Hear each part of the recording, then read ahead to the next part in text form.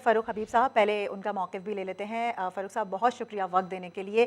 एक मरतबा फिर से कड़ी तनकीद का निशाना बनाया गया है हुकूमत को मरीम नवाज़ की जानिब से, और खलाई मखलूक के बाद जिन्नात का और तोता फ़ाल का जिक्र उनकी जानिब से सामने आया। उन्होंने कहा है कि ये जंतर मंतर आवाम पर नहीं चलते, जंतर मंतर के ज़रिए पूरा मुल्क चलाया जा रहा है।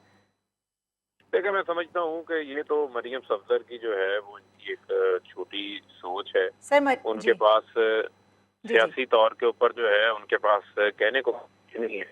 असल मुकदमा जो है वो उनका अपना केस है। हम्म। जिस केस को उन्होंने पिछले 3 साल से चलने नहीं दिया, 1 साल 12 दवाएं ले चुकी हैं, वो आज ये बताएं कि ये 2006 के अंदर कैलवरी फोन कैसे इजाद हो गया था, वो कौन सा जादू इन्होंने किया था, और ये कौन सा जंतर मंतर इनके पास था जिससे 17-17 साल के 18-18 साल के इनके जो भाई थे वो अरबों रुपए की लंदन में जो है वो प्रॉपर्टियां खरीद रहे थे। ये कौन सी तोता फाल निकली थी जिससे मरियम सफदर जो है वो कतली खत भी ले आई थी, उस तोता फाल से बेनिफिशियल ओनर भी बन चुकी थी।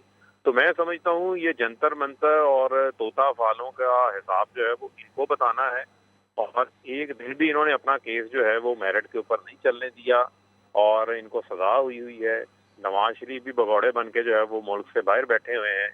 ये तमाम जो है वो सजा याफ्तों का जो है वो टोला है, और सवाए इस मुल्क के अंदर करप्शन करने के, इस मुल्क के इदारों को तबाह बर्बाद करने के, इन्होंने जो है वो कुछ भी नहीं दिया। और मैं समझता हूँ कि वो पाकिस्तान के इदारे जो पाकिस्तान की, मैं समझता हूँ कि सलामती के दामन हैं, जो पाकिस्तान की दिफा के दामन हैं, जो पाकिस्तान को दहशत गर्दी से जो है वो पाक करने वाले हैं, पाकिस्तान के अमन की बहाली में जिन्होंने कुर्बानियां दी हैं, ये उन इदारों के सरबराहान का भी नाम लेते हुए जो है वो नहीं हिचकिचाते, क्योंकि वो काम जो मोदी आलमी सतह के ऊपर कर रहा है हमारे इदारों को मलाइन करने के हवाले से, वो उस काम का ठेका उन्होंने नवाज शरीफ और उनकी बेटी मरियम सफदर को मोदी ने दिया हुआ है पाकिस्तान के अंदर, कि ये इदारों को जिस अंदाज से मलाइन करते हैं, जिस अंदाज से ये अपनी करप्शन बचाने के लिए उनको बीच में लाने की ये कोशिश करते हैं, इदारों के सरबराहान के नाम लेते हैं, ये भी मैं समझता हूँ कि पाकिस्तान के अंदर कभी ऐसा इकदाम जो है वो नहीं हुआ।